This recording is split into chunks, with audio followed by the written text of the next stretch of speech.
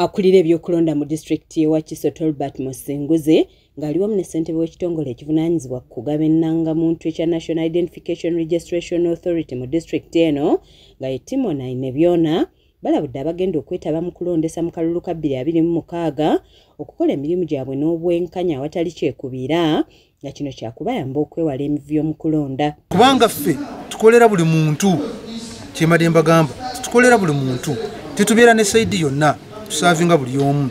So wona aboze kukola naffe, you must be impartial, you must be transparent, you must be orderly ate nga obeerawo kuweereza abantu. Sinze nnyo okusakwesira nti weerufu, professionalism, integrity, nti tebabeerako na ludda bwe babeerako babakola mirimu gino. Bano babaddeko Floral Hotel e Wakiso bwe babadde bawangula abakozi b'akakiiko k'ebyokulonda mu disitulikiti eno okubadde ab'emiruka 47 wamu n'ab'amagombolola 27 ku biki bye balina okugoberera nga bakola omulimu gw'okulondesa wamu n'okubangula bannayuganda ku byokulonda. Tokola kintu kyonna nga tonaba kwebuuza ku oyo wekikwatako, especially us in Electoral Commission. Tokola decision yonna nga tonaba kutegeera eteeka ligamba ki. What does the law say? So consultation to them, they shouldn't take decisions on their own. Decisions must be guided with the proper consultations and guidance. Musinguzi anokodde ebyo bano bye balina okwewala omuli okumala gakola kusalawo nga tebagoberedde mateeka obutaba na kyekubiira ate babeere bawulize eri abantu be baweereza ng'ayogedde n'ensonga eyabawaliriza okuvaayo n'enteekateeka eno era n'alangirira nti ng'ennaku z'omwezi 2 omwezi guno baakubakana n'eddimu ly'okuzza obujja enkalala z'abalonzi. Bano abasabye okusomesa abantu enjawulo wakati w'akakiiko k'ebyokulonda mu ggwanga wamu n'obukiiko bw'ebyokulonda bw'ebibiina by'ebyobufuzi ng'agamba nti akakiiko k'ebyokulonda si ke kavunaanyizibwa ku kulonda mu bibiina by'obufuzi kuba abantu bangi babuzaabuzibwa ku nsonga eno.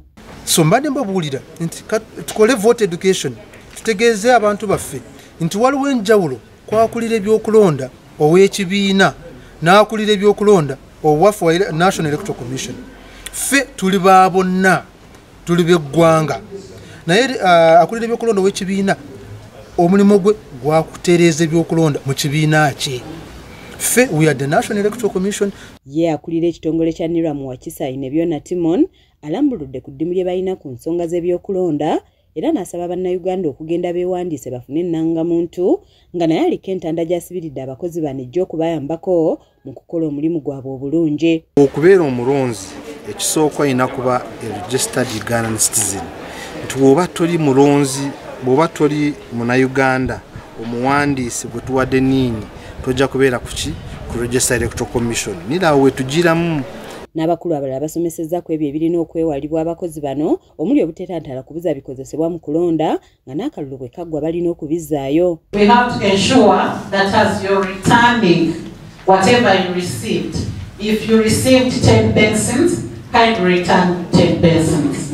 Received 10 transparent boxes, let's return 10. Someone says, he came, I couldn't tell where the polling station was.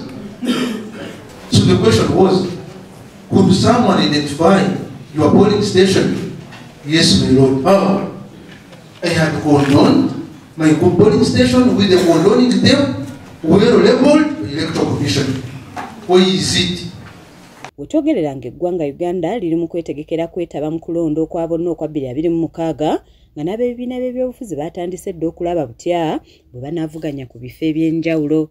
Kiza Peter yakusakidde eggulire lino ku Lwakes TV Agaleero.